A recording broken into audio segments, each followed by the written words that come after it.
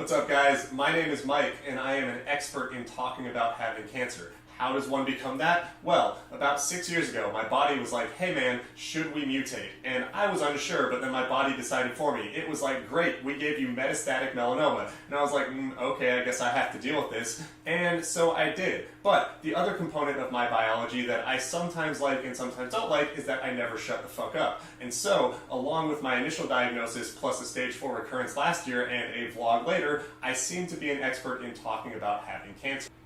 Now, don't get me wrong, just because I proclaim myself an expert does not mean I am the most qualified to talk about having cancer from a medical perspective or a mental health perspective or even from an experiential perspective. But I do think it's extremely important that if you're a cancer patient or you know someone who is a cancer patient, that we talk about it, because that's the only way that we're going to destigmatize this terrible disease and the experience of living with it. More to the point, cancer is just a human experience, albeit a typically very negative one, but it's something that we should be discussing, whether it's with our friends and family, a mental health professional, or just talking to ourselves about it. Repressing our feelings about cancer, at least in my experience, is one of the most damaging things you can do, and if you don't have a proper outlet, which could include a conversation in passing with any of the people I just listed, you're probably not going to have a great time. So today I thought I would talk about an experience I had and then give a few pointers about how to talk about having cancer. This past weekend I was at a small group dinner. It was about 7 people, and half of them were my good friends and half of them were friends of friends, making them acquaintances who maybe knew a little bit about my story and situation. We were pretty comfortable by this point in the weekend. We'd hung out for a couple days. In the middle of dinner, someone said, okay, so tell me about your diagnosis, tell me about your health, tell me where you're at. I know you're in remission from relatively serious cancer. And, this is certainly a question that I'm comfortable with at this point in time.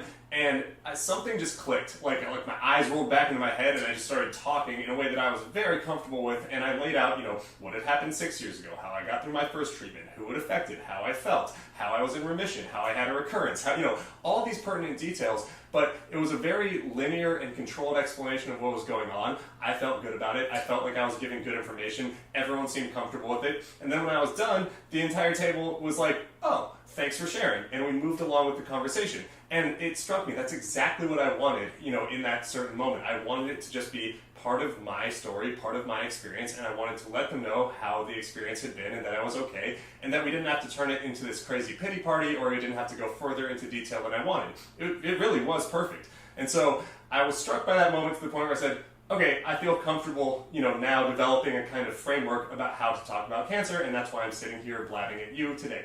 And I always tell people that there are no one-size-fits-all rules for a cancer diagnosis and your experience as a cancer patient, and that also means you don't have to take any of these suggestions as gospel. Again, it is your choice about how you want to talk about cancer, and even if you're just picking and choosing small elements from this, I think there are things you can glean from it. Before we get to the how portion of talking about having cancer, I think we should go over the why really quickly, because you don't want to be walking around just blabbing about cancer without thinking about it. If you become cancer guy really quick, I've been cancer guy, it's not fun. And so usually when I'm talking about cancer, it is to give other people information about my situation, to help myself decompress or talk about my mental health or really size up the situation that I'm in, to talk with other patients or their loved ones about an experience that they're having and how I can help them. And then finally, if you just want to brag about the glamorous lifestyle of getting free drugs and a lot of attention, that is a perfectly valid reason to talk about having cancer. So keeping in mind that there's no right or wrong way to talk about cancer, I'm going to share some of the things that have helped me feel better about it over time and help me develop what I think is a successful strategy when talking about my own experience. First rule of talking about having cancer is that we don't talk about having cancer unless you're comfortable doing so. That means even if it's a family member or a close friend or a mental health professional, people who have prior knowledge of the situation, you're not obligated to give them a conversation if they're pressing you and you don't feel up for it. Similarly, the people you're talking to, they don't have to give you their time and attention either, so it's important to kind of notice when people are receptive towards a conversation, and that means both people are being comfortable with it, because cancer can get awkward. It can be a scary and uncomfortable situation, and it's really just repetitions of having these conversations with people that will help you to figure out when is a good time for you as well as when is a good setting for everyone else. My second tip for talking about having cancer is to determine how much you want to share and what kind of conversation you want to have as you're heading into it. Now, obviously, this is subject to change. The more you get to know someone during a conversation, or the better you feel about where you're at mentally during the conversation, you can, either give more information or maybe shut it down if it's not going super well. But there's been too many instances where, a friend or an acquaintance has come up to me and said, hey, Mike, how's it going? And a minute later, I'm droning on about, my labs and my treatment, and I'm like, also, do you know how colitis works? And their face is just slowly going blank, and they're like, holy shit, I did not sign up for this. And then I'm sitting there just feeling, kind of awkward because I'm oversharing about my personal life in a way that, I'm comfortable with, but it's making someone uncomfortable. Or conversely, I've said something that now is, awkward for me because it invites a level of questioning that I wasn't ready for that day. And so I think if you go in with a plan, one that can be deviated from, it's going to make life a lot easier. And again, it's repetitions of these conversations. I know the type of conversation I'm going to have most often when I start talking about my cancer experience these days. My third way you can become a more considerate cancer advocate for yourself and frankly the people around you is by learning to control the narrative when you do decide to talk. We've gone over, willingness to talk and the extent you're going to share, but it's your experience. Your cancer story is specifically one that can be dialed into how you're feeling that day or where you're at in treatment or remission or whatever. And there are times when I know that I am scared to talk about the situation, but I need to. It's going to be healthy for me. Or similarly, there are times when I don't want to explain a lot. I just need a hug and I need to drive the conversation towards that, whether it's, with my best friend or my partner or a stranger on the street. But ultimately, the way you're describing your feelings and the place you're at will really dictate other people's response to it. And I think we can get lost in that because there's times where you just blurt out the most random shit about cancer and you watch people nod and not really know what to do. This is a lot of where the how can I help questions or can I do anything or you're so brave.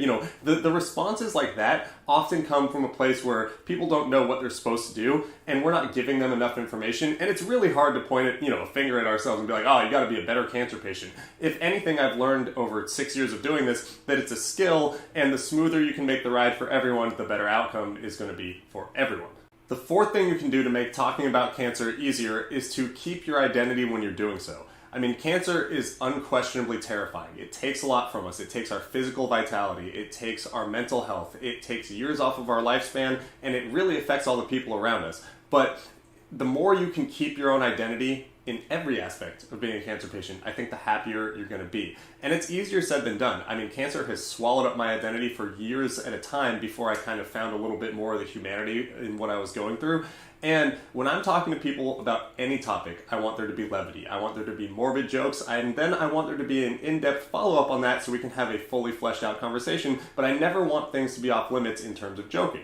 And it took people a long time to figure that out when they're having cancer conversations with me, and it took a long time for me to figure out that I wanted to keep that in the experience I was having. That might not be your style, so you're going to have to dictate that a little bit, but ultimately, if someone is not willing to give you the conversation you want to have about cancer, then you don't need to keep having that. And also, if you find yourself running into a brick wall with yourself, if you're being a different person in conversation, you need to say, hey, is this who I want to be as a cancer patient? Is this aligned with my identity as a human? Because you're the driver. Even though cancer is taking over a portion of your life and affecting it significantly, it's your human experience. You are a person with cancer. Cancer doesn't have you. As I wrap this up today, I think it's important to understand that talking about cancer and your own experiences is a skill. It sucks that we have to develop it. We didn't ask for this homework, but cancer gave it to us. The thing, though, is that you don't have to become perfect at this situation. It took me 6 years until a dinner party last weekend to have what I would consider the perfect conversation, and I might not replicate that for another 6 years. And even if you have a bad experience talking about cancer, I don't think it should dissuade you from focusing on why it was bad and trying to improve that in the future. It's going to make you feel better. It's going to make your friends, your family, your loved ones feel better about talking with you and potentially helping you if you are in need.